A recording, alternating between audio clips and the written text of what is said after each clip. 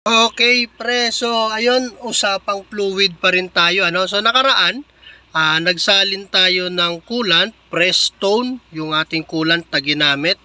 Ito ay concentrated. Nagsalin tayo sa ating Tamaraw FX doon sa kanyang radiator reservoir. Ngayon, fluid pa rin, brake fluid naman yung ating gagamitin para naman doon sa ating brake system at saka sa clutch. Ito, si Prestone, trusted na ito noon pa, no? Matagal na rin ito sa larangan ng mga auto supply, yung mga product ng Prestone. At saka ito, ginagamit natin yung Prestone brake fluid para sa kanyang brake system and clutch system. Same lang din yun po sila, no? Okay, so yun. Magkaiba man yung container na pinaglalagyan ng ating brake fluid at saka sa clutch fluid, pero parehas lang po sila. Ito yung ating ginagamit para doon sa kanilang brake system and clutch system, no? Hydraulic ito. Kung tawagin ng ilan, hydraulic fluid. Hydraulic clutch. Dati kasi mayroon pang dekable yata eh. Ngayon, meron mga hydraulic.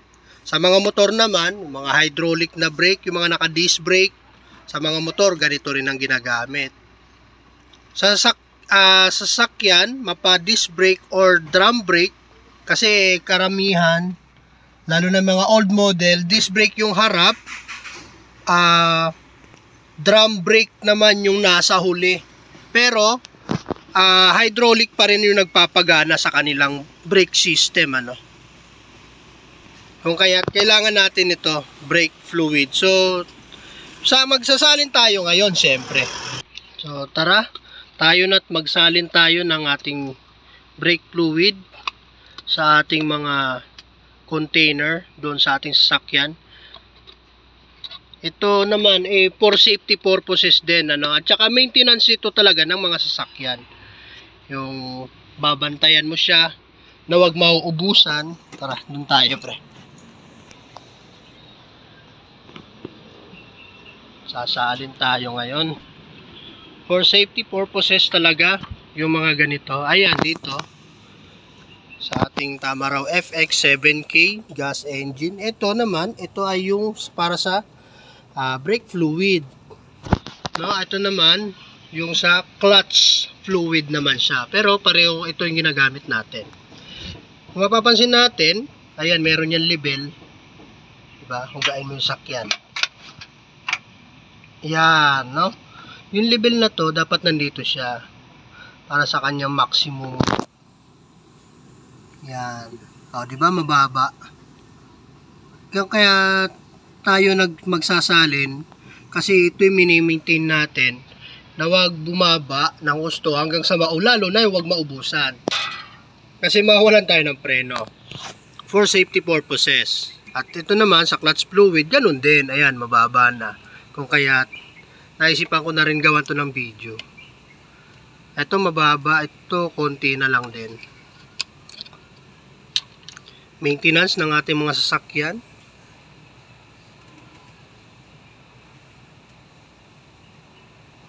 Check mo lang din, dapat doon lang sa may maximum level. Okay na yan. Tapos, dito naman, sa ating clutch fluid. Yan, diba?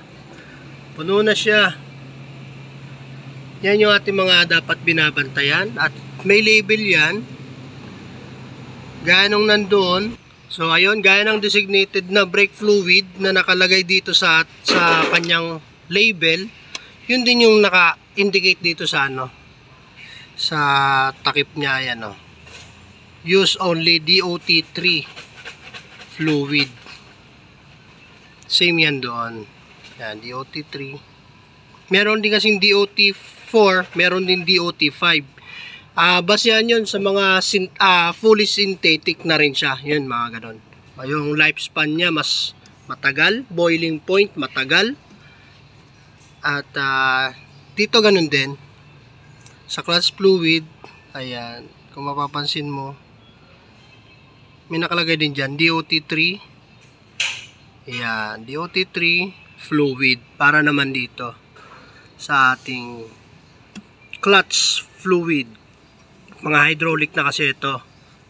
Yung pagkakalam ko sa iba, meron pa gumamit ng clutch na decable.